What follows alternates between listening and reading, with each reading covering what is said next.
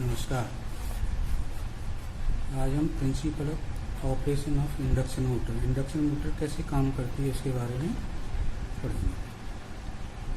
तो जैसा कि इस चित्र में दिखाया गया है, ये क्या है कि एक पोर्शन है रोटर और स्टेटर। स्टेटर में क्या है कि आपकी ये बाइंडिंग है, यहाँ इससे करंट क्या है अंदर जा रहा है, इससे करंट क्या है बाहर आ रहा है। इसकी वजह से जो क्या है कि मैग्नेटिक फील्ड है वो इस तरह से आपका इन कंडक्टर में ऐसे आएगा और इन कंडक्टर में ऐसे आएगा। तो ये रोटेटिंग जो मैग्नेटिक फील्ड है वो ऊपर से नीचे की तरफ है। जैसा कि आप जानते हो कि 3 फेज इंडक्शन मोटर में 3 फेज बाइंडिंग होती है आपकी, तो उनकी वजह से एक रोटेटिंग मैग्नेटिक फील्ड जनरेट होता है जिसकी स्पीड होती है NS = 120 F/T। ये रोटर जो रोटेटिंग मैग्नेटिक फील्ड है वो क्या है कि एयर गैप में इस तरह से रोटेट कर रहा है। और ये क्या है आपका एक रोटर का कंडक्टर है, क्योंकि अभी अपनी सिंप्लिसिटी के लिए क्या है कि एक ही कंडक्टर यहाँ पर दिखा रहे हैं। इसी तरह का इसके अपोजिट एक कंडक्टर और होगा ये, और इसमें जो आपका मैग्नेटिक फील्ड होगा वो ऐसे होगा नीचे वाले कंडक्टर में। अब चूंकि आपका मैग्नेटिक रोटेटिंग फील्ड आपका इस तरह से रोटेट कर रहा है, तो ये क्या करेगा, क्योंकि ये अभी रोटर क्या है स्टेनलेस स्टील है, तो ये क्या है इस कंडक्टर को कट करेगा। तो क्या होगा, इसमें एक EMF इंड्यूस होगा, और EMF से क्या होगा इसमें, चूंकि ये क्या है दोनों जो कंडक्टर है वो आपके क्या है शॉर्ट सर्किट है, तो इसलिए इसमें क्या होगा करंट फ्लो होगा। इसमें जो करंट फ्लो होगा फ्लेमिंग के लेफ्ट हैंड रूल के से फ्लो होगा। फ्लेमिंग का जो लेफ्ट हैंड रूल है वो क्या कहता है कि अगर ये आपका कोई कंडक्टर है, ये वाला ये कंडक्टर है आपका,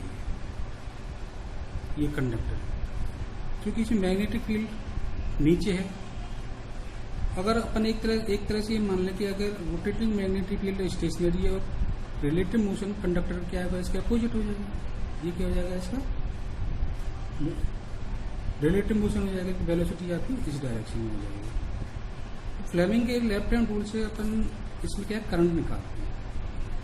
फ्लेमिंग का लेफ्ट हैंड रूल क्या कहता है, अगर आपका ये मैग्नेटिक फील्ड है ये वाली लाइन, और ये आपका अंगूठा क्या है रिलेटिव मोशन को दिखा रहा है, तो जो करंट फ्लो होगा फ्लेमिंग के लेफ्ट हैंड रूल से क्या फ्लो कैसे फ्लो होगा कि जो अंगूठा है वो करंट की डायरेक्शन को दिखाएगा इस तरह। तो इसमें क्या होगा, जो करंट होगा वो ऐसा लिखेगा कि नीचे से ऊपर आ रहा है। तो इसकी वजह से क्या है मैग्नेटिक लाइन ऑफ फोर्स क्या होंगी वो आपके इस तरह से होंगी, यहाँ पर तो इस तरह से होंगी, यहाँ पर इस तरह से होंगी। तो यहाँ पर क्या होगा मैग्नेटिक लाइन फोर्स क्या है कि क्राउडेड हो जाएंगी, यहाँ पर क्या होंगी ये थोड़ी सी कम हो जाएंगी है। तो चूंकि मैग्नेटिक लाइन ऑफ फोर्स क्या है आपका एक इलास्टिक यानी कि रबड़ की तरह बिहेव करती है ये वाली। तो इसकी वजह से क्या होगा इसमें, अब इसी तरह से इसमें क्या होगा, इसमें करंट ऐसे फ्लो होगा क्रॉस की तरफ होगा, क्योंकि ये जो कंडक्टर है वो कैसे फ्लो, इसमें जो उसका जो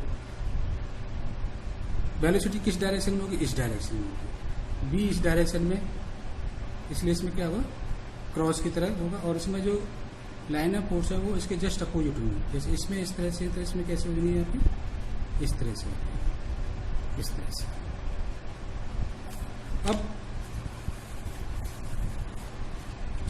अब ये क्या होगा, एक करंट कैरिंग कंडक्टर होगा, ये वाला क्या है करंट कैरिंग कंडक्टर, ये भी करंट कैरिंग कंडक्टर। इन दोनों के बीच की डिस्टेंस 2r है। अगर ये आपका रेडियस है रोटर का तो ये 2r है। तो अब ये करंट कैरिंग कंडक्टर जब ये किसी मैग्नेटिक फील्ड में रखा जाता है, तो अब इस पर फोर्स किस डायरेक्शन में होगा, फोर्स लगेगा फ्लेमिंग के राइट हैंड रूल से। फ्लेमिंग के राइट हैंड रूल से चूंकि B नीचे है, करंट आपका ऐसे, तो इसमें क्या होगा फोर्स इस डायरेक्शन में लगेगा।